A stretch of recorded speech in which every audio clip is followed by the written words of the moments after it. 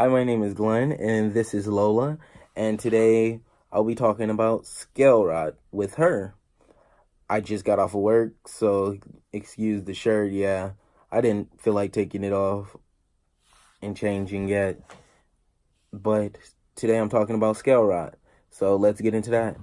Okay, scale rot can happen from a moist environment, like the enclosure is too moist or wet, or from uncleanliness of the cage, bad husbandry. But don't fret, it's doesn't mean you're a bad snake owner or a bad pet keeper or reptile owner. It can be fixed simply with just a couple steps. And here's an easy, cheap way to get it done. Okay, so this is betadine. I don't know how to say it, yeah.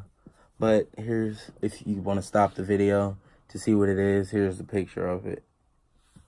And then you instantly want to remove whatever bedding you have in there and try to replace it with this. Replace it with paper towels or newspaper, so you won't get any more bedding in the infected area, so it'll go down. Then you want to use Polysporin.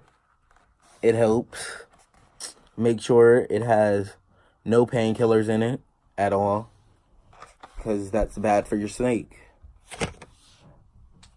Okay, so after you've removed the bedding, you soak the snake for 20 minutes in this. Make sure to put water, dilute this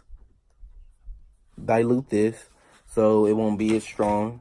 And you make sure you watch her while you're soaking her so she doesn't ingest any of this betadine, sorry. Make sure she doesn't ingest any of that. Then you rub this on the infected area. Make sure she soaks good in this though, because it'll be pointless to put this on if there's still dirt or anything else in there. Make sure you rinse her off after you did the betadine, and then you put this on there and just leave her alone. Do not handle her without gloves or your hands that are unsanitary, because it makes the infection worse than it is already. And after the first shed, she should be back to normal, or he should be back to normal. And then if you want to put the bedding back, you can do that. Don't take the hide out, because they still need their hides in there. But make sure you clean all the hides, all their water bowls. Make sure their water bowl doesn't have a leak, that's the reason why.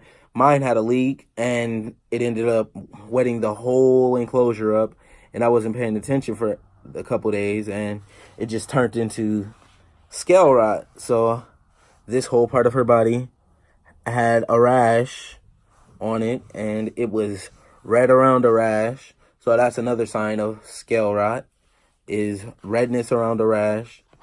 And make sure you could think it is either a burn mark from a pad, but it's easy to diagnose it, trust me, because it's like a bumpy area, and yeah, it's just easier to diagnose it. After the first shed, she'll be good. She'll be back to normal. She'll be pretty like her. You see her pretty color. Even though she's a normal snake, she's still pretty to me.